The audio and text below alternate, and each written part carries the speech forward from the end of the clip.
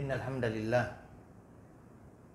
nahmaduhu wa nasta'inuhu wa nastaghfiruh wa natubu ilaih wa na'udzu billahi min shururi anfusina wa min sayyiati a'malina.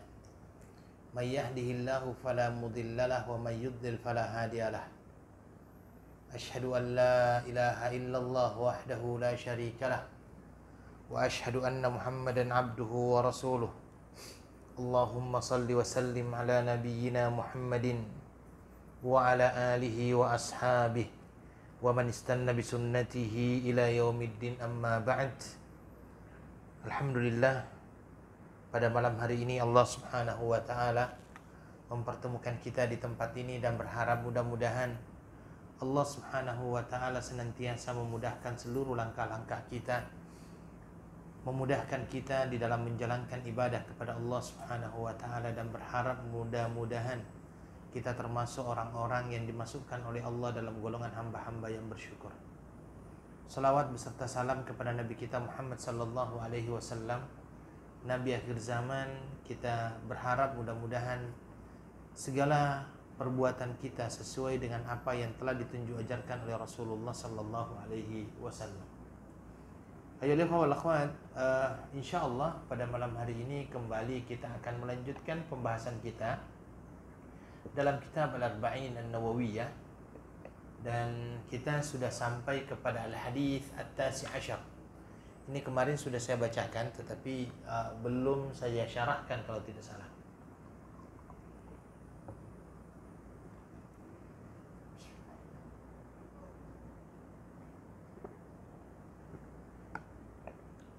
Taib, hadis At-Tasi' Asyar ataupun hadis yang ke-19 adalah hadis dari Abil Abbas Abdullah bin Abbas radhiyallahu anhuma qala kuntu khalfan nabiy sallallahu alaihi wasallam yawman faqala ya gulam inni uallimuka kalimatin ihfazillaha yahfazka ihfazillaha tajidhu tujahak idza sa'alta fas'alillah wa idza ista'anta fasta'in billah wa'lam anna al-ummata law ijtama'at ala an yanfa'uka bi syai'in lam yanfa'uka illa bi syai'in qad katabahu Allahu lak wa in ijtama'u ala an yadurruka bi syai'in lam yadurruka illa bi syai'in qad katabahu Allahu 'alaik rufi'atil aqlam wa jaffatis suhuf.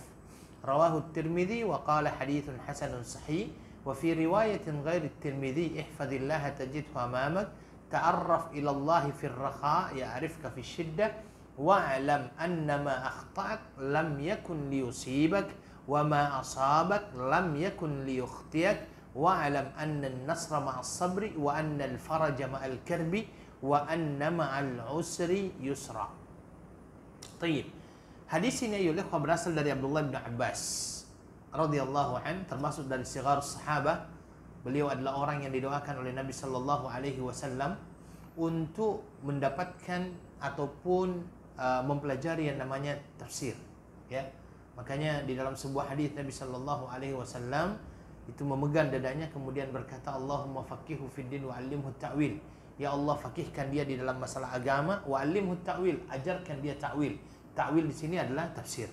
Doa ini ayo wal akhwat silahkan dibaca juga untuk anak-anak kita sebenarnya, ya, karena kita berdoa mengikut apa yang diajarkan juga oleh Nabi sallallahu alaihi wasallam, ya. Doa silahkan. Doa seperti yang diajarkan ataupun yang didoakan oleh Rasulullah sallallahu alaihi wasallam, doakan anak-anak kita dengan doa ini. Doakan doa anak-anak kita dengan doa-doa yang baik. Allahumma faqihu fid din wa 'allimhu ta'wil.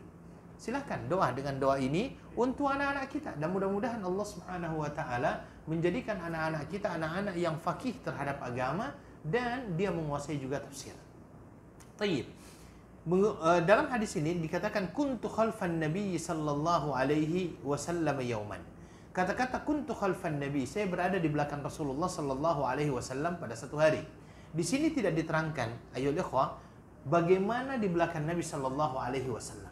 Sehingga para ulama memberikan kemungkinan di sini karena biasanya Nabi sallallahu alaihi wasallam membonceng sahabatnya, ya. Sehingga di sini kemungkinannya Nabi Shallallahu Alaihi Wasallam membonceng Abdullah bin Abbas di atas kendaraannya, ya, ataupun ya mungkin juga dia berjalan di belakangnya.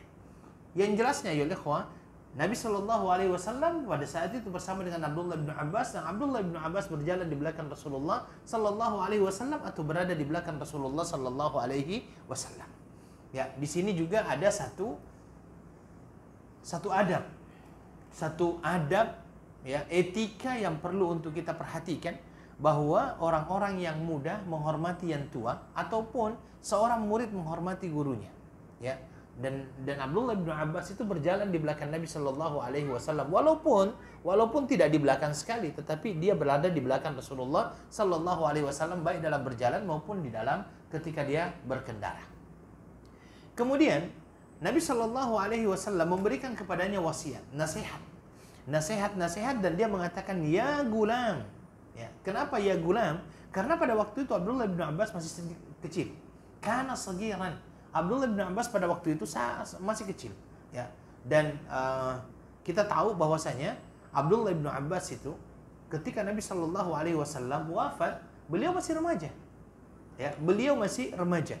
Sebagian ulama mengatakan umurnya pada saat itu baru 15 tahun, baru remaja, ya, baru remaja, atau bahkan lebih lebih kurang daripada 15 tahun. Itu yang disampaikan oleh ulama berkenaan dengan umur Abdullah bin Abbas ketika Nabi Shallallahu Alaihi Wasallam wafat. Ada bahkan yang mengatakan bahwa umurnya ketika Nabi Shallallahu Alaihi Wasallam wafat itu umurnya 10 tahun, ya, atau bahkan hanya 12 tahun. Ini yang disampaikan oleh para ulama berkenaan dengan umur daripada Abdullah bin Abbas ketika Rasulullah Shallallahu Alaihi Wasallam wafat. Kemudian Nabi Shallallahu Alaihi Wasallam memulai kata-katanya. Apa kata Nabi Shallallahu Alaihi Wasallam? Inni u'allimuka kalimatin. Saya akan mengajarkan kamu beberapa kalimat. Ya, ini perkataan Nabi Shallallahu Alaihi Wasallam kepada Abdullah bin Abbas, dan memulakannya dengan kata-kata Inni u'allimuka kalimatin. Saya akan mengajarkan kepadamu beberapa kalimat. Tujuannya adalah apa? Tujuannya agar Abdullah bin Abbas yantabi itu adalah waspada, ya, ingin tahu, perhatian, ya. Jadi Nabi Shallallahu Alaihi Wasallam mencoba untuk mengambil perhatian daripada Abdullah bin Abbas. Dan ini biasanya Nabi Shallallahu Alaihi Wasallam kita dapatkan ada beberapa cara Nabi untuk mendapatkan perhatian daripada lawan bicaranya. Ya, kita dapat itu dalam hadis-hadis Nabi Shallallahu Alaihi Wasallam, dan ini bisa kita terapkan. Metode kita mengajar kepada anak-anak kita bisa kita terapkan seperti ini. Jadi Nabi Shallallahu Alaihi Wasallam beliau mempunyai beberapa metode agar orang-orang yang di hadapan Nabi ini perhatian terhadap Rasulullah Shallallahu Alaihi Wasallam. Salah satunya adalah dengan begini. Dia memulainya dengan perkataan-perkataan yang menjadikan orang-orang itu ingin tahu apa sebenarnya yang akan disampaikan oleh Rasulullah Sallallahu Alaihi Wasallam. Ketika Nabi mengatakan inni u'allimuka kalimatin, saya akan mengajarkan kamu beberapa kalimat, maka orang-orang yang mendengarkan otomatis akan perhatian. Oh, apa yang mau disampaikan oleh Nabi? Ini cara Nabi. Dalam beberapa peristiwa, Nabi juga mencoba untuk mengambil perhatian orang-orang yang ada di hadapannya dengan memulakannya dengan pertanyaan. Biasakan kita dapatkan ada Nabi Shallallahu Alaihi Wasallam tiba-tiba bertanya, "Atadruna mal ghibah?" Kalian tahu tidak apa itu ghibah? Ketika Nabi bertanya, otomatis orang-orang langsung perhatian apa yang akan disampaikan oleh Rasulullah Shallallahu Alaihi Wasallam. Nabi kadang-kadang juga bertanya, "Atadruna mal muflis?" Kalian tahu apa itu? Siapa itu orang-orang muflis? Orang-orang yang ketika mendapatkan pertanyaan seperti itu, perhatiannya langsung kepada Rasulullah Sallallahu Alaihi Wasallam. Ini cara Nabi untuk mengambil perhatian orang-orang yang ada di hadapannya. Terkadang, Nabi itu sampai memegang bahu, ya, memegang bahu anak kecil. Kemudian setelah itu dia berbicara dengannya, seperti yang pernah dilakukan terhadap Abdullah bin Abbas, Abdullah bin Umar radhiyallahu anhuma. Nabi Shallallahu Alaihi Wasallam memegang pundaknya, kemudian setelah itu dia berbicara dan memberikan kepadanya nasihat. Inilah yang biasanya dilakukan oleh Rasulullah Shallallahu Alaihi Wasallam. Dan Nabi di dalam hadis ini memulakannya dengan apa? Sebuah perkataan yang menjadikan Abdullah bin Abbas ingin perhatian, ingin memperhatikan dan ingin menunggu apa yang akan disampaikan oleh Rasulullah Shallallahu Alaihi Wasallam. Setelah Nabi Shallallahu Alaihi Wasallam melihat bahwa Abdullah bin Abbas sudah siap untuk menerima apa yang akan disampaikan, barulah Nabi menyampaikan. Dan saya kira beginilah cara kita mendidik bagusnya, ya, baiknya kita mendidik anak-anak kita seperti ini. Ya. Jadi kita memberitahu kepada dia sesuatu yang menjadikan dia tertarik, ingin tahu apa yang akan disampaikan oleh ayah ibunya, apa yang akan disampaikan oleh gurunya. Oke? Kemudian Nabi Shallallahu Alaihi Wasallam mengatakan, ihfadillah yahfadka. Jagalah Allah, Allah yang akan menjagamu. Ya, jagalah Allah, Allah yang akan menjagamu. Ini adalah merupakan kalimat yang sangat agung. Kenapa kalimat yang sangat agung? Ketika Nabi mengatakan ihfadillah, jagalah Allah, maksudnya apa? Menjaga syariat Allah, menjaga batasan-batasan Allah. Dengan melaksanakan perintah-perintah Allah, menghindarkan dari segala apa yang dilarang oleh Allah Subhanahu wa taala. Termasuk dalam hal ini adalah mempelajari agama Allah. Ini termasuk menjaga Allah Subhanahu wa taala. Ya. Di dalam ayat ini, di dalam hadis ini termasuk ihfadillah, menjaga Allah ini. Ya, jagalah Allah, maksudnya bukan kita menjaga Allah, tetapi karena Allah tidak memerlukan kita. Tetapi yang dimaksud di sini, jagalah perintah Allah, syariat Allah, batasan-batasan Allah, laksanakan perintahnya, jauhkan dirimu dari hal-hal yang mengundang murka Allah Subhanahu wa taala. Pelajari agama tersebut. Pelajari agama Allah, karena dengan ilmu agama tersebut engkau akan beribadah kepada Allah Subhanahu wa taala, engkau akan bermuamalah dengan sesama manusia, engkau berdoa kepada Allah dengan ilmu itu. Ya. Maka ketika kita menjaga Allah, menjaga apa yang disampaikan tadi itu, Allah memberikan sebuah jaminan. Apa jaminan Allah? Yahfazka. Allah akan menjagamu. Apa? Bagaimana bentuk penjagaan Allah di sini? Allah akan menjaga agamamu. Allah akan menjaga agamamu. Dari apa? Dari syubhat. Allah akan menjaga agamamu dari syubhat. Dari fitnah. Oke? Allah akan menjaga keluargamu. Allah akan menjaga hartamu dari hal-hal yang diharamkan. Allah akan menjaga dirimu. Karena begitulah Allah Subhanahu wa taala akan memberikan pahala kepada orang-orang yang melakukan kebaikan. Allah akan memberikan pahala balasan kepada orang-orang yang melakukan kebaikan. Dan apa yang disampaikan tadi, yang dilakukan tadi, semuanya ada dalam bentuk menjaga batasan-batasan Allah Subhanahu wa taala. Allah, ketika kita menjaga batasan-batasan tersebut, Allah akan menjaga agama kita. Menyelamatkannya dari penyelewengan orang-orang yang menyelewengkannya. Menyelamatkannya dari syubhat bagi orang-orang yang senantiasa menyebarkan syubhat dan bahkan menambah petunjuk kepada orang-orang yang menjaga tersebut. Makanya di dalam Al-Quran dikatakan walladzina ihtadaw zadahum huda wa atahum taqwahum. Ya, orang-orang yang senantiasa meminta petunjuk, Allah akan berikan petunjuk kepadanya. Allah akan tambah petunjuk kepadanya. Wa atahum taqwahum, dan Allah akan memberikan ketakwaan kepadanya. Ya. Dan dari sini juga ayo ikhwah kita tahu bahwasanya orang-orang yang tidak menjaga syariat Allah, batasan-batasan Allah, dia tidak berhak untuk mendapatkan penjagaan dari Allah Subhanahu wa taala. Dia tidak berhak untuk mendapatkan penjagaan daripada Allah Subhanahu wa taala. Makanya ayo wal akhwat, terkadang Masya Allah, terkadang ketika kita berada di dalam sebuah kesulitan, maka Allah Subhanahu wa taala akan memberikan kepada kita jalan keluar tanpa kita sangka-sangka. Tanpa kita tahu bagaimana jalan keluar itu ada. Selama kita menjaga hak Allah Subhanahu wa ta'ala. Ya. Dulu ada seorang salaf yang dinamakan dengan Al-Misk. Di belakangnya itu Ibrahim Al-Misk kalau tidak salah namanya itu. Tambahan Al-Misk di belakangnya itu. Ya dikarenakan apa? Dikarenakan dia mempunyai satu hal yang sangat luar biasa. Misk itu artinya minyak wangi. Berbau wangi tubuhnya. Apa yang terjadi? Bahwa pernah satu hari dia itu difitnah ataupun ingin difitnah oleh seorang wanita.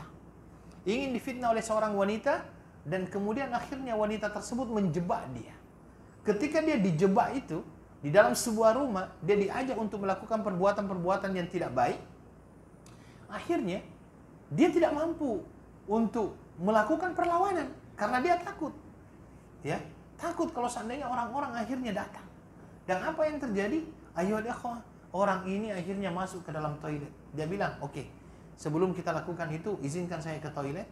Kemudian akhirnya dia ke toilet. Ketika dia ke toilet itu, dia mohon maaf, dia melihat ada ada bekas ataupun ada sisa daripada kotoran di situ, dia ambil, dia sapukan ke tubuhnya. Kemudian akhirnya wanita itu menjadi jijik dan akhirnya dia disuruh keluar, tidak jadi dia melakukan perbuatan tersebut. Tetapi yang terjadi di waktu dia wafat, dikatakan keluar bau wangi daripada tubuhnya. Ini adalah apa? Allah menjaganya. Allah menjaganya. Ya. Begitu juga dengan seorang ahli ibadah, Juraij namanya. Itu yang pernah kita sampaikan juga. Ada seorang ahli ibadah, Juraij. Juraij ini ayo ikhwal akhwat adalah seorang ahli ibadah, senantiasa beribadah kepada Allah Subhanahu wa taala, dan dia mempunyai tempat untuk beribadah. Ma'badnya itu Soma'ah. Soma'ah itu adalah tempat dia beribadah itu. Dia berada di dalam situ. Dia beribadah kepada Allah Subhanahu wa taala. Pernah satu hari Juraij ini ayo ikhwal akhwat dipanggil oleh ibunya. Dipanggil oleh ibunya dalam keadaan dia melaksanakan sholat. Ketika dia dalam keadaan melaksanakan sholat itu dikatakan, ya Juraij. Dan dalam keadaan dia melaksanakan sholat, yang ada di dalam pikirannya pada saat itu ya adalah, dia berkata dalam dirinya, ya Rabbi ummi wa salati. Ya Allah, mana saya dahulukan ini? Sholatku atau ibuku? Akhirnya dia lebih memilih sholatnya. Sampai akhirnya hari kedua ibunya datang lagi memanggil Juraij dalam keadaan Juraij melaksanakan salat. Ummi wa salati, kembali itu yang dia katakan. Terus sampai hari ketiga, sampai pada akhirnya orang-orang membicarakan bagaimana ketekunan daripada Juraij ini, ibadah daripada Juraij ini. Sampai akhirnya ada seorang pelacur, mohon maaf, ini pelacur ini berkata, apakah kalian mau saya fitnah Juraij? Akhirnya mereka sepakat, oke, kita coba untuk uji Juraij ini. Sampai di mana sih keimanannya? Dan ternyata memang Juraij adalah orang yang sangat beriman kepada Allah Subhanahu wa taala. Diganggu, difitnah oleh wanita ini. Dia tidak melayani wanita ini sedikit pun. Sampai akhirnya wanita ini fed up, putus asa. Dia bertemu dengan seorang pengembala. Pengembala inilah yang akhirnya digoda oleh orang ini, oleh wanita ini. Dan akhirnya dia lakukan perbuatan-perbuatan yang tidak baik. Dan pada saat itu akhirnya dia hamil. Akhirnya dia hamil dan melahirkan seorang anak. Ketika orang bertanya-tanya, anak siapa itu? Dia mengatakan ini adalah anak daripada Juraij. Akhirnya orang-orang dalam keadaan marah. Karena dia melihat, kamu ini beribadah tiap hari kepada Allah, tetapi ternyata kamu melakukan perbuatan yang tidak benar seperti ini. Apa yang mereka lakukan? Dia robohkan tempat ibadahnya. Dia pukuli Juraij. Bahkan dia mau bunuh Juraij. Kemudian Juraij berkata, tunggu dulu. Siapa yang mengatakan bahwasanya itu adalah saya? Kata ini wanitanya yang mengatakan bahwa kamu adalah ayah daripada bapak ini, daripada anak ini. Kata Juraij, oke, biarkan saya sholat dulu. Diberikan dia waktu untuk sholat, dia melaksanakan sholat. Kemudian setelah dia melaksanakan sholat, dia berkata, berikan anak itu. Diberikanlah anak tersebut kepada Juraij. Kemudian Juraij dia tekan daerah perutnya, pusarnya itu. Kemudian dia berkata, man abuka, siapa bapakmu?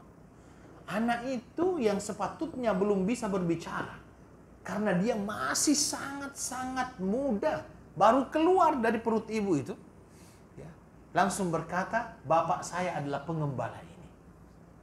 Dia berbicara. Kenapa? Allah menolong dia dikarenakan dia menjaga syariat Allah. Dia menjaga batasan-batasan Allah Subhanahu wa taala. Ihfazillaha yahfazka. Kemudian yang kedua, ihfazillaha tajidhu tujahak atau tijahak. Jagalah Allah, engkau akan mendapati Allah di hadapanmu. Engkau akan mendapati Allah di hadapanmu. Kalau seandainya ihfazillah, kita sudah jelaskan tadi bahwa itu artinya menjaga hak-hak Allah. Apa pula makna daripada tajidhu tujahak atau tijahak? Kamu akan dapati ia di hadapanmu. Maknanya sebenarnya sama dengan awal ini. Ya, maknanya sama dengan yang awal. Ya. Bahwasanya kalau seandainya kita menjaga hak-hak Allah, Allah Subhanahu wa taala akan senantiasa menunjukkan kepada kita pintu-pintu kebaikan. Ya, pintu-pintu kebaikan untuk kita masuki, memberikan kepada kita petunjuk dan menghindarkan kepada kita daripada kita berbagai macam kesusahan. Ya, kesusahan. Maka di sini ayyuhal ikhwah wal akhwat dikatakan ihfazillah tajidhu tujahak. Apalagi kalau seandainya kita menjaga hak Allah, meminta perlindungan hanya kepada Allah Subhanahu wa taala, meminta bantuan hanya kepada Allah Subhanahu wa taala. Makanya di dalam Al-Qur'an dikatakan wa may yatawakkal 'alallah fa huwa hasbuh. Orang-orang yang bertawakal kepada Allah, cukuplah Allah untuknya. Cukup Allah untuknya. Kalau seandainya dia bertawakal kepada Allah Subhanahu wa taala, cukup Allah untuknya. Dan sudah banyak cerita-cerita, bahkan mungkin ada hal-hal yang kita alami sendiri, bahwasanya ketika kita mencoba untuk menjaga hak-hak Allah, Allah yang akan menjaga diri kita, mengatur diri kita. Ya, mengatur diri kita. Ada sebuah kisah, ini terjadinya, mohon maaf, di Indonesia. Ada seorang, kalau tidak salah dia hanyalah tukang beca. Tukang beca, tahu ya tukang beca? Ya, tukang beca itu sekarang memasukkan anak di pesantren ataupun di sekolah-sekolah kan biasanya mahal-mahal, Pak. Mahal-mahal. Tetapi orang ini, ya Masya Allah, dia adalah orang yang senantiasa 5 waktunya di masjid, kemudian senantiasa menjaga rezekinya. Dia suatu hari dia masukkan anaknya di pesantren. Di pesantren dia daftarkan anaknya di pesantren. Ketika dia daftarkan anaknya di pesantren, Masya Allah, anaknya termasuk orang yang bagus nilainya, sehingga diumumkan itu dia lulus. Dia lulus di pesantren pada saat itu. Ketika dia sudah lulus di pesantren, tapi dia disuruh untuk membayar. Kan biasanya itu, karena dia akan masuk ke pesantren, bayarannya biasanya, ada pesantren-pesantren itu memang mahal. Kalau tidak salah, pesantren yang dulu Ustadz Hud masuk, dengan Ustadz Atid masuk sekarang itu sudah 25 juta ya. 2.500 untuk masuk sekali itu. Jadi memang mahal. Nah, orang ini, anaknya lulus. Dan dia pada saat itu, diberikan waktu sampai hari Jumat harus semuanya lunas. Harus semuanya lunas. Kata dia, hari itu saya berada di masjid setelah salat subuh. Saya berada di masjid saat salat subuh, ya, dan saya tidak keluar-keluar bermunajat kepada Allah, meminta petunjuk kepada Allah agar bagaimana saya mampu untuk membayar itu, karena secara logika tidak bisa, tidak mampu.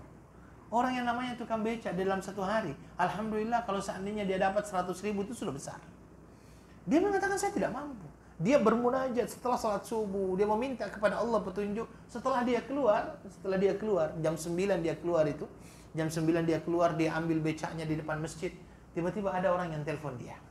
Yang telepon dia itu adalah wali santri. Wali santri itu adalah orang tua pelajar lain yang anaknya juga lulus di situ. Oke, tapi dia adalah orang yang berada, orang kaya. Dia telepon.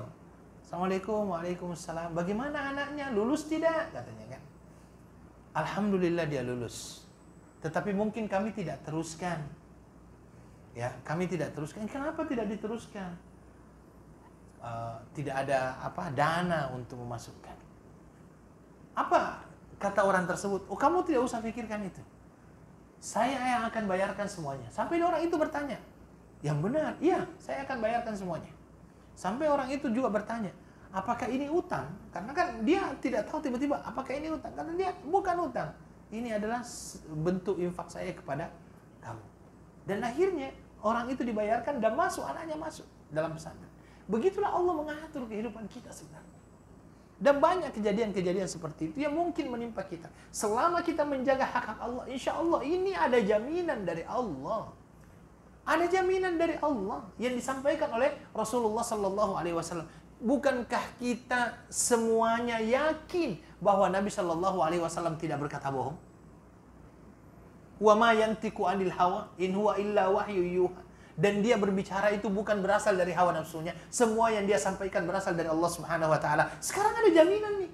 Jaminan dari Nabi bahwa yang menjaga hak-hak Allah, Allah yang akan menjaga dirinya. Allah yang akan menjaga hidupnya. Ini penggalan kedua. Penggalan ketiganya apa? Idza sa'alta fas'alillah. Kalau engkau meminta sesuatu, minta kepada Allah. Minta kepada Allah. Sampai-sampai di dalam sebuah riwayat dikatakan, orang-orang terdahulu ketika sendalnya putus, mintanya juga kepada Allah. bukan kepada manusia. Ya, mintanya juga kepada Allah. Dan kalau seandainya kita meminta kepada makhluk dan makhluk itu mampu untuk memberikan permintaan kita, mengabulkan permintaan kita, yakin dan percayalah bukan dia yang memberikan, tetapi dia hanyalah sebagai musabbib, penyebab. Ya, dia hanyalah sebagai sebab. Yang menyebabkan semuanya itu terjadi adalah Allah Subhanahu wa taala. Kalau Allah berkehendak tidak memberi, tidak akan memberi. Makanya ada satu doa itu yang biasa kita baca setelah salat, Allahumma la mani'a lima ataita wa la mu'tiya lima manat. Wa la yanfa'u dzal jaddu minkal jadd. Allahumma la mani'a lima atait. Tidak ada yang mampu mencegah ya Allah kalau Engkau yang akan memberi. Wala mu'tiya lima manat, dan tidak ada yang mampu untuk memberi ya Allah kalau Engkau yang mencegah. Kalau Engkau yang mencegah, tidak ada yang mampu. Ya. Saya masih ingat satu cerita yang terjadi di Mesir, seorang ulama, ya. Dia ingin bersafar. Kalau tidak salah itu, dia ingin bersafar. Ada panggilan dakwah. Hari Jumat dia harus bersafar untuk menjadi khatib di sebuah provinsi. Ini terjadinya di Mesir. Dan orangnya sendiri yang langsung bicara, syekhnya itu. Kata dia, saya datang dari rumah saya pukul 2, ya, menunggu penerbangan pertama di apa namanya, di Matar Al-Qahira ataupun di Kairo Airport gitu kan. Makanya dia datang pukul 2, dia singgah di satu masjid. Ya, karena mungkin penerbangannya subuh, setelah subuh penerbangannya, dia sengaja datang ke masjid tersebut.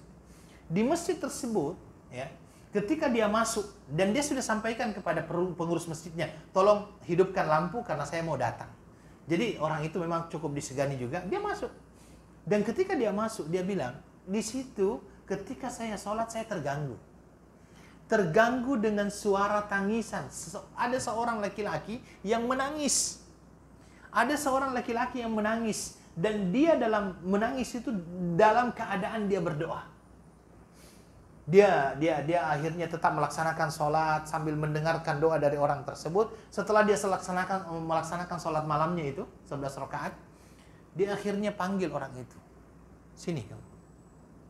Kata dia, mohon maaf, saya datang tadi ketika mau melaksanakan sholat, agak terganggu dengan suara tangis kamu. Apa yang terjadi?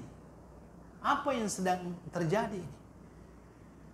Kata dia, Syekh, besok istri saya akan dioperasi. Besok istri saya akan dioperasi. Dan saya memerlukan dana paling sedikit 13.500 juneh. Juneh itu pound sterlingnya Mesir ya. 13.500 juneh. Dan saya tidak mempunyai sedikit pun, sepeser pun saya tidak punya. Syekhnya juga mengatakan, saya juga tidak bisa bantu kalau begitu. Ya, saya juga tidak bisa bantu ini. Tetapi kata Syekh, teruskan berdoa. Saya istirahat sekejap, kata dia, sambil menunggu subuh. Kamu teruskan berdoa. Minta kepada Allah. Dialah yang maha kaya. Dialah yang maha kaya. Orang itu berdoa sampai datang waktu subuh. Allahu Akbar, Allahu Akbar. Datang waktu subuh, orang semuanya datang untuk melaksanakan salat subuh. Syekhnya itu dikarenakan memang sudah dikenal di Mesir, makanya syekhnya itu yang dijadikan sebagai imam. Ketika dia jadi imam, dia baca surah apa semuanya itu, selesai sholat. Orang-orang pun sudah mulai pergi satu persatu. Ada satu orang itu yang tiba-tiba mendekati Syekh. Kata dia, Syekh, saya dari rumah dengar suara kamu. Dan karena itu saya datang kepada kamu. Sudah lama saya ingin ketemu sama kamu, katanya. Saya sudah lama ingin ketemu sama kamu.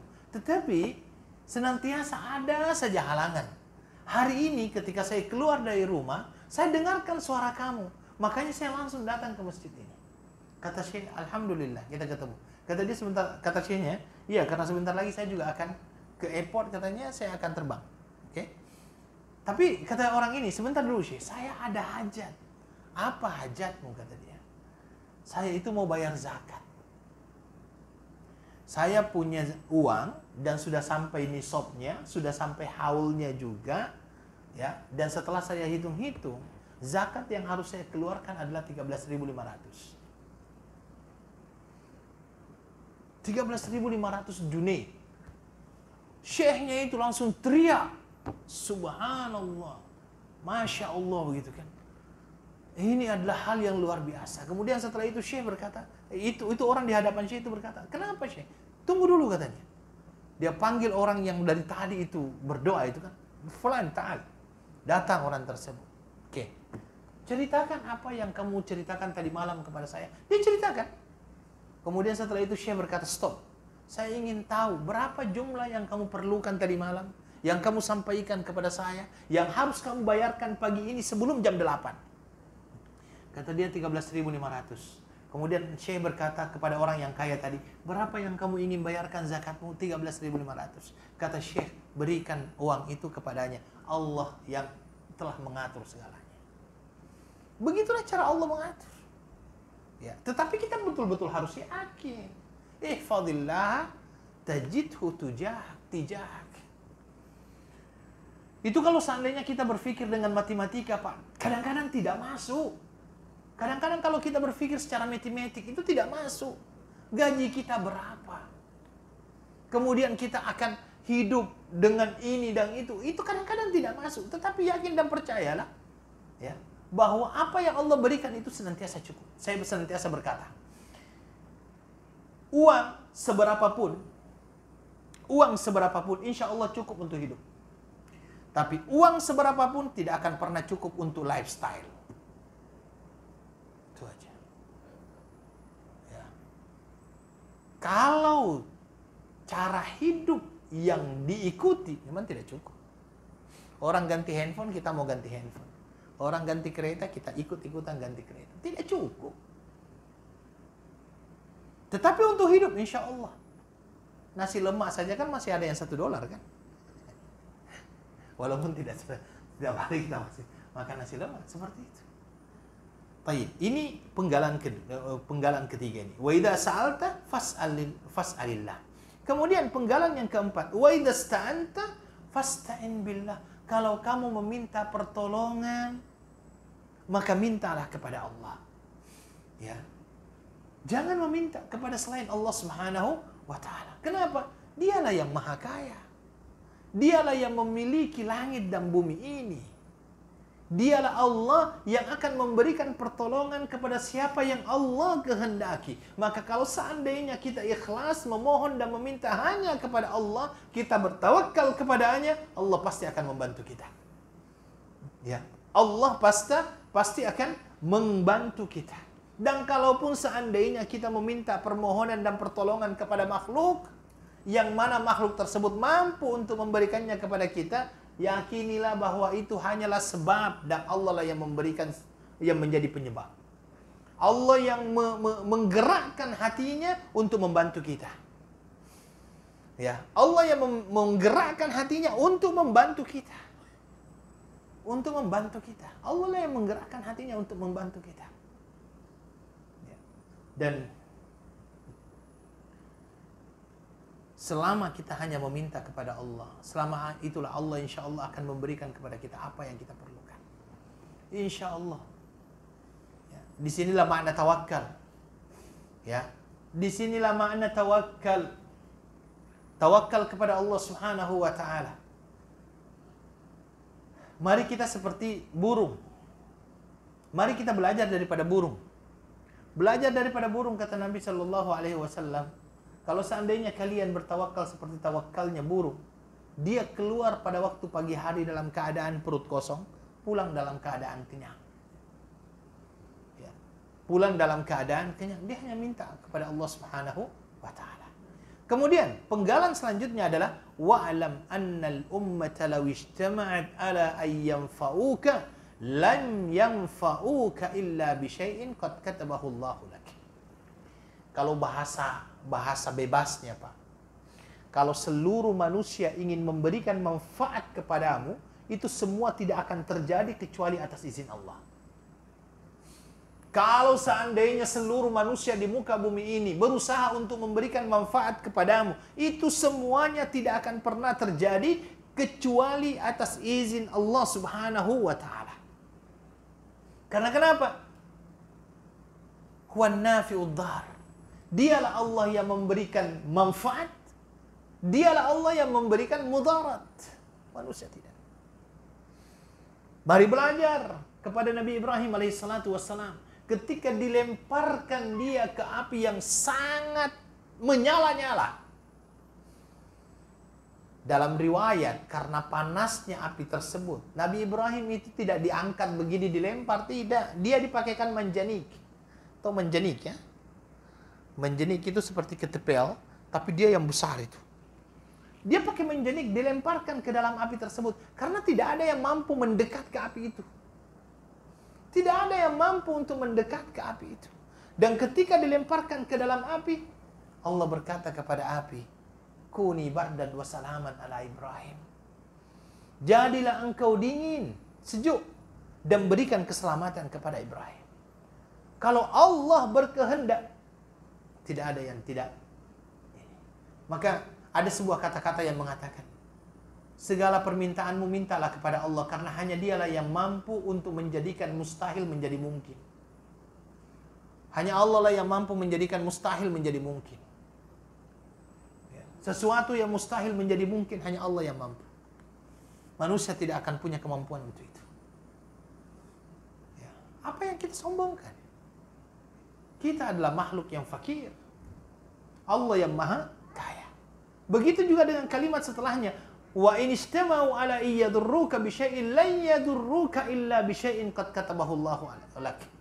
Kalau seandainya seluruh manusia berusaha untuk memberikan mudarat, mencelakakan kamu, itu semuanya tidak akan terjadi kecuali atas izin Allah Subhanahu wa taala. Tidak akan terjadi kecuali atas izin Allah Subhanahu wa taala. Nabi sallallahu alaihi wasallam berapa kali sih mau dibunuh? Berkali-kali kan Nabi sallallahu alaihi wasallam mau dibunuh.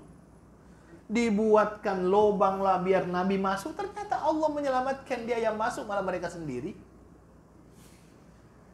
Ya, Nabi Shallallahu Alaihi Wasallam sesampainya di Taif dilempari seperti itu. Mereka mau membunuh Nabi, tapi Allah menyelamatkan Nabi Shallallahu Alaihi Wasallam. Di waktu hijrah Nabi Shallallahu Alaihi Wasallam dikepung rumahnya, Allah menyelamatkan beliau Shallallahu Alaihi Wasallam. Allah menyelamatkan beliau Shallallahu Alaihi Wasallam. Maka kata-kata ini sebenarnya memberikan kepada kita satu berita gembira. Bahwa orang-orang yang menjadikan Allah sebagai tempat kembalinya, insya Allah dia adalah orang yang tidak pernah kecewa. Orang yang menjadikan Allah sebagai tempat untuk bersandar kepadanya, ya, insya Allah orang itu tidak pernah sedih. Ya. Kemudian selanjutnya dikatakan, Rufi'atil aqlam wa jaffatis suhuf. Kolam sudah diangkat dan tinta sudah menjadi kering. Maksudnya apa? Semuanya sudah dituliskan. Bukankah di dalam sebuah hadis Nabi Shallallahu Alaihi Wasallam menyatakan, Inna Allah kataba maqadir al khalaiki bi 50,000 sanatan qabla an yakhluqa as-samawati wal ard. Allah Subhanahu wa taala sudah menuliskan segala apa yang akan terjadi di muka bumi ini 50.000 tahun sebelum Allah menciptakan langit dan bumi. 50.000 tahun. Maksudnya kalau sudah seperti itu, ya, bahwasanya semuanya ditakdirkan oleh Allah Subhanahu wa taala. Oke? Ihfazillaha yahfazka, ihfazillaha tajidhu tujahak.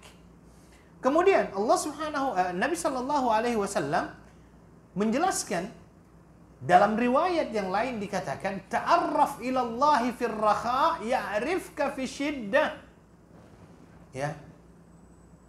Hendaklah engkau senantiasa mengetahui, mengenali Allah pada waktu engkau lapang, maka Allah akan mengenalimu dalam keadaan engkau sempit.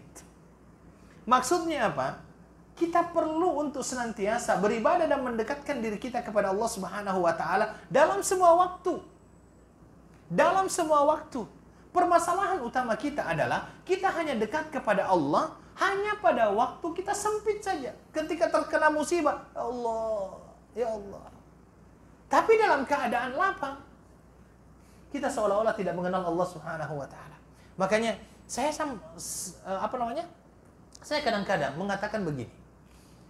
kita itu apa kata Allah, bukan Allah apa kata kita.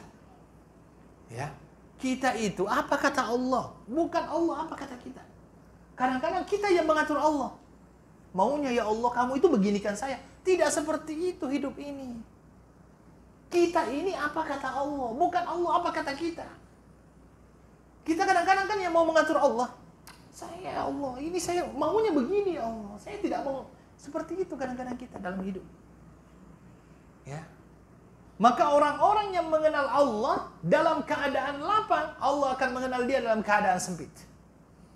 Makanya saya juga kadang-kadang berpikir, mengatakan begini, perlu untuk kita rubah cara berpikir kita.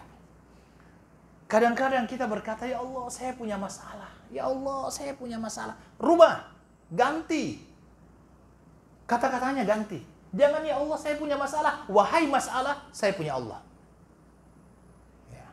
Wahai masalah, saya punya Allah. Sebesar apapun masalah itu, Allah maha besar. Tetapi syaratnya tadi, kita harus senantiasa mendekatkan diri kepada Allah, baik dalam keadaan sempit maupun dalam keadaan senang. Bukan hanya dalam keadaan sempit kita baru mendekatkan diri kepada Allah. Senang dan sempit, kita dekatkan diri kepada Allah Subhanahu wa Ta'ala. Allah yang mengatur semuanya. Allah yang mengatur semuanya. Manusia hanya bisa merancang, Allah yang menentukan. Allah yang menentukan. Ya. Makanya di sini dikatakan, ta'arraf ilallahi fir rakha ya'rifka fi syiddah. Ya. Makanya di dalam sebuah hadis juga Nabi sallallahu alaihi wasallam menyatakan iqtanim khamsan qabla khamsin. Pergunakan waktumu sebelum pergunakan 5 hal sebelum datang 5 hal. Salah satunya adalah syababaka qabla haramika. Mudamu sebelum datang masa tuamu. Wasihataka qabla saqamika. Masa sehatmu sebelum datang masa sakitmu. Ini kadang-kadang kalau kita sehat, kita tidak pernah mengetahui betapa nikmatnya sehat kecuali setelah orang itu sakit. Maka ini adalah peringatan dari Rasulullah sallallahu alaihi wasallam. Wa faragaka qabla syughlik wa hayataka qabla mautik. Ini semuanya disampaikan oleh Nabi sallallahu alaihi wasallam. Ya'rifka fi syiddah. Kemudian di dalam riwayat itu dikatakan wa'lam anna ma akhta'ak lam yakun liyusibak wa ma asabak lam yakun liyukhtiak. Ini hampir sama tadi dengan yang tadi itu. Segala sesuatu yang Allah tuliskan kamu tertimpa, kamu akan tertimpa. Dan apa yang sebenarnya tertulis tidak menimpa kamu, tidak akan pernah menimpa kamu. Walaupun semua orang sepakat untuk memberikan mudarat itu kepadamu, tidak akan pernah terjadi kalau seandainya Allah sudah menuliskan tidak terjadi. Dan itu betul-betul harus menjadi keyakinan kita, ya ikhwah. Harus betul-betul menjadi keyakinan kita. Ya. Karena segala perkara ini di sisi Allah Subhanahu wa Ta'ala.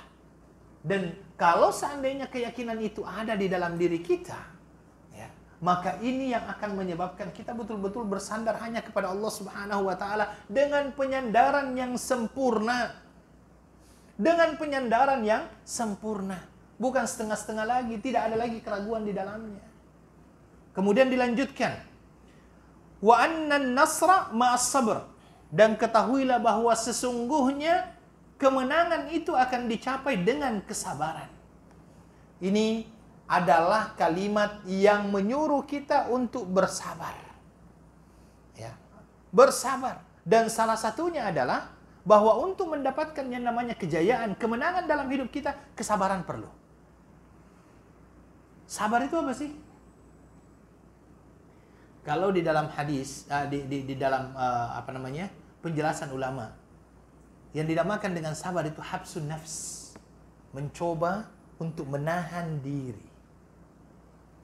Menahan diri untuk tetap melakukan perbuatan-perbuatan yang diridhai oleh Allah dan menjauhkan diri kita dari perbuatan-perbuatan yang tidak diridhai oleh Allah Subhanahu wa Ta'ala.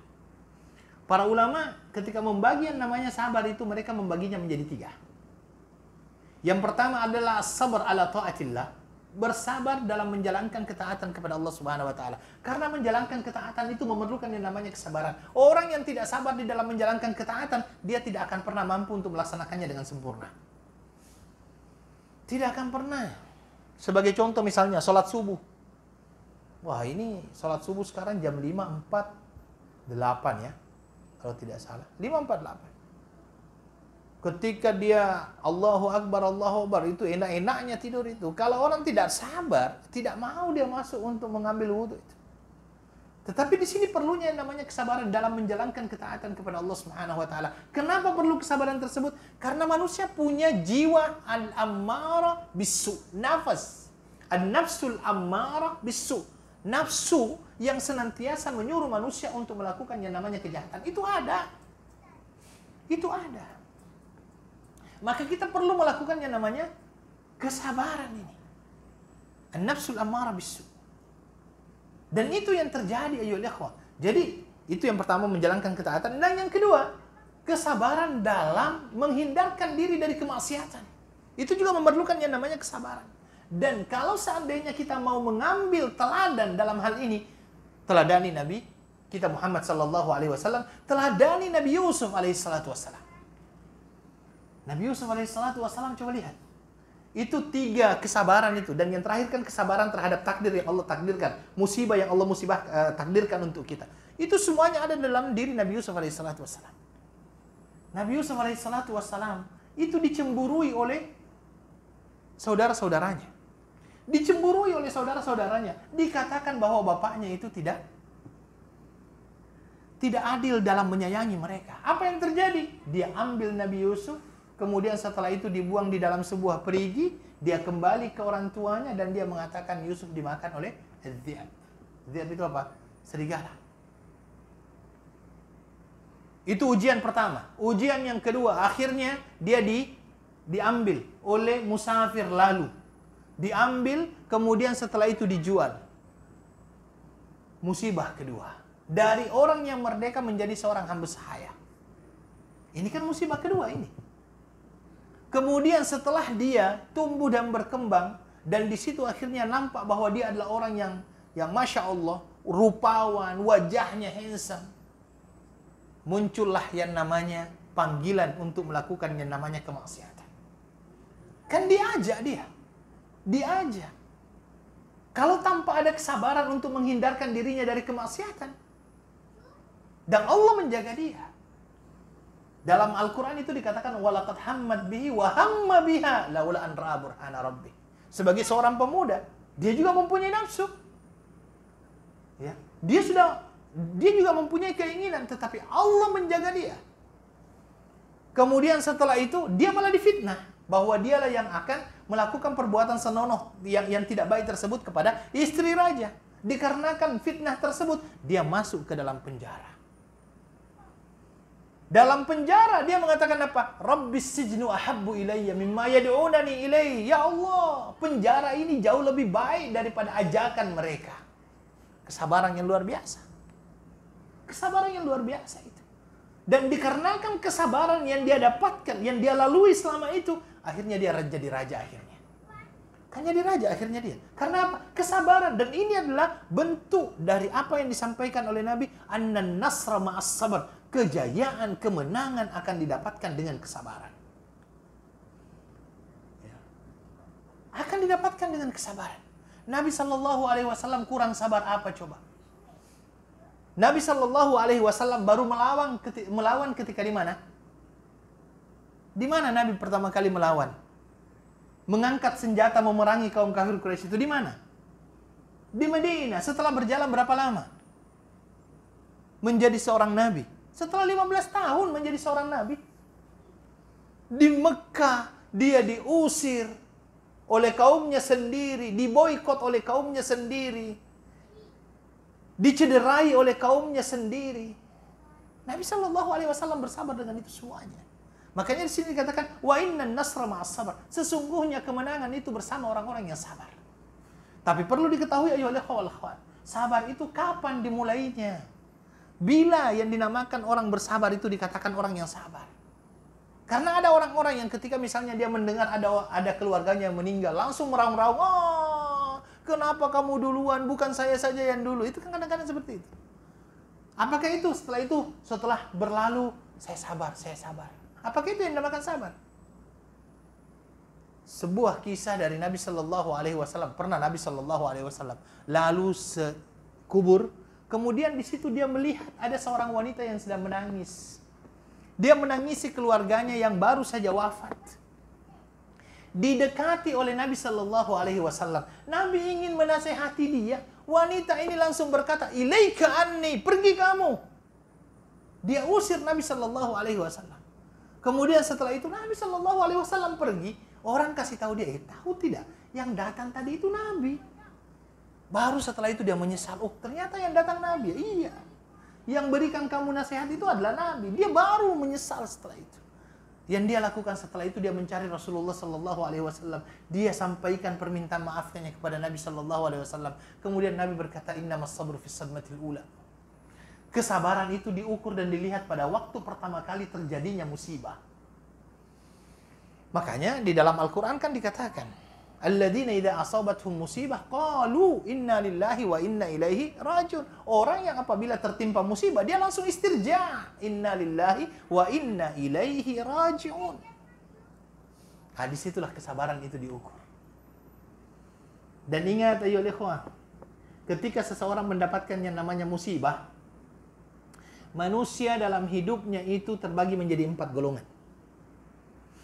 Ya, ketika seseorang tertimpa musibah, manusia dalam hidup ini terbagi menjadi 4 golongan. Golongan yang pertama, tertimpa musibah dia marah-marah. Tertimpa musibah dia seolah-olah tidak terima. Tertimpa musibah dia seolah-olah akan menggugat Allah, keadilan. Ya Allah, mana keadilanmu ya Allah, kadang-kadang. Atau kadang-kadang dia berkata, kenapa kamu ke sana? Kalau kamu tidak ke sana kan kamu tidak mati. Kadang-kadang seperti itu. Dia lupa bahwa sesungguhnya kematian itu ada di tangan Allah Subhanahu wa taala. Maka ketika seseorang tertimpa musibah, yang pertama ada orang yang marah-marah. Kemudian yang kedua, tingkatan yang kedua dari orang yang tertimpa musibah adalah orang yang sabar. Itu tingkatannya yang sabar itu ternyata tingkatan kedua saja itu. Tingkatan yang kedua itu tingkatannya adalah sabar. Jadi yang pertama marah-marah, yang kedua adalah sabar. Tingkatan yang ketiga, di atasnya sabar apa? Orang ridho untuk menerima musibah yang Allah timpakan kepadanya. Jarang-jarang ada yang bisa itu. Ridho.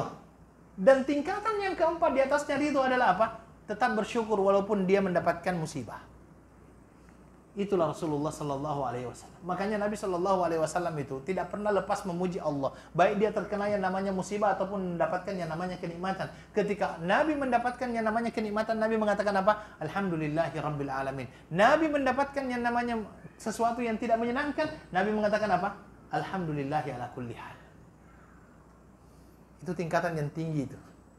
Bersyukur dengan musibah. Di bawahnya bersyukur ridho, di bawahnya ridho sabar, di bawahnya sabar ini yang tidak sabaran. Yang terakhir, kita berada di tingkat mana? Wallahu a'lam. Mudah-mudahan paling tidak pun ya kita bersabar ataupun kita ridho. Nah ini wa annan nasra ma'as sabar, ya. Wa annan nasra ma'as sabar. Kemudian wa'lam annal faraj ma'al karb. Ketahuilah bahwa sesungguhnya jalan keluar akan datang setelah adanya kesempitan, setelah adanya berbagai macam ujian, cobaan, maka Allah Subhanahu wa taala akan memberikan yang namanya jalan keluar.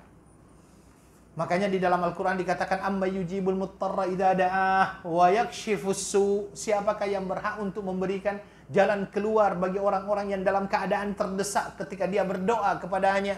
Wa yakshifus su, membukakan pintu-pintu keburukan ini. Dan ingatlah, fa ba'da kulli usrin yusra, setiap selesai yang namanya kesulitan pasti ada kemudahan. Karena di dalam Al-Quran Allah mengatakan, fa inna ma'al usri yusra, inna ma'al usri yusra. Sesungguhnya setiap selesai setiap yang namanya kesusahan pasti akan ada yang namanya kemudahan. Setiap ada yang namanya kesusahan pasti ada yang namanya kemudahan. Abdullah bin Abbas mengatakan lan yaghluba usrun yusrain. Sesungguhnya satu kemudahan tidak akan pernah menang atas sesungguhnya satu kesusahan tidak akan pernah menang dengan dua kemudahan. Itu Abdullah bin Abbas ketika memberikan komentar berkenaan dengan ayat ini. Tayyib, apa faedah yang bisa kita ambil dalam hadis ini? Yang pertama, ya ikhwah wal akhwat, kita belajar lemah lembutnya Nabi Shallallahu Alaihi Wasallam kepada orang-orang yang berada mempunyai umur di bawah dia. Kita lihat bagaimana Nabi Shallallahu Alaihi Wasallam berbicara dengan Abdullah bin Abbas, memberikan nasihat kepada Abdullah ibnu Abbas radhiyallahu anhu. Kemudian dari sini juga ayo wal akhwat, kita akan dapatkan sesuatu yang sangat luar biasa. Orang yang menjaga hak-hak Allah, Allah yang akan menjaganya. Orang yang tidak menjaga hak-hak Allah, Allah tidak berhak juga untuk menjaganya. Ya. Ini yang kita ambil dalam hadis ini. Ya. Kemudian seseorang hendaklah senantiasa menggantungkan harapannya hanya kepada Allah Subhanahu wa taala. Tidak perlu berharap kepada makhluk. Harapan hanya kepada Allah Subhanahu wa taala. Orang yang berharap kepada makhluk akan kecewa. Orang yang berharap kepada makhluk akan kecewa. Mungkin kita punya orang yang kita andalkan, oh, this is my man. Dan kita mungkin katakan demikian, oh, ini orang saya, ini hebat ini. Itu pada saat kita belum dikecewakan. Tetapi ketika kita terlalu berharap sama dia, pasti akan kecewa. Tetapi orang yang berharap kepada Allah, dia tidak akan pernah kecewa. Karena Allah yang maha kaya.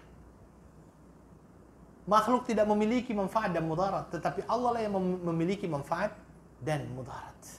Oke?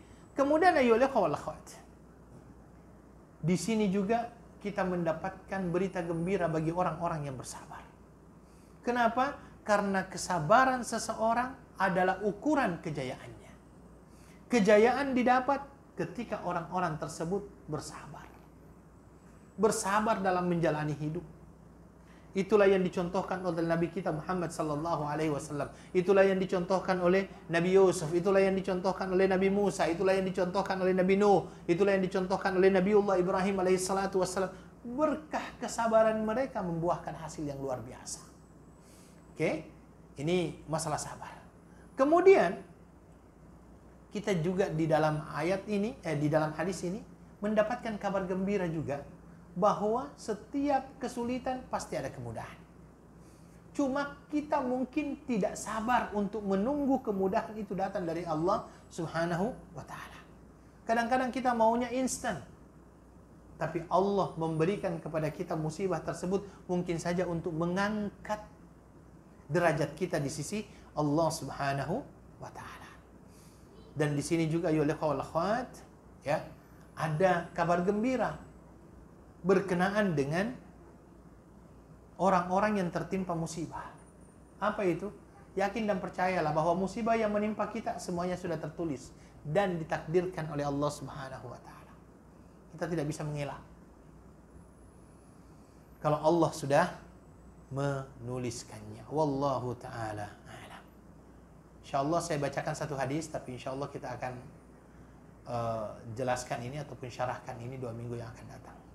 Hadis yang ke-20 adalah Abdullah an Abi Mas'ud Uqbah bin Amr al-Ansari al-Badri radhiyallahu anhu qala Rasulullah sallallahu alaihi wasallam inna mimma adraka an-nasu min kalamin nubuwatil ula idza lam tastahi fasna' ma syi'ta, rawahul Bukhari.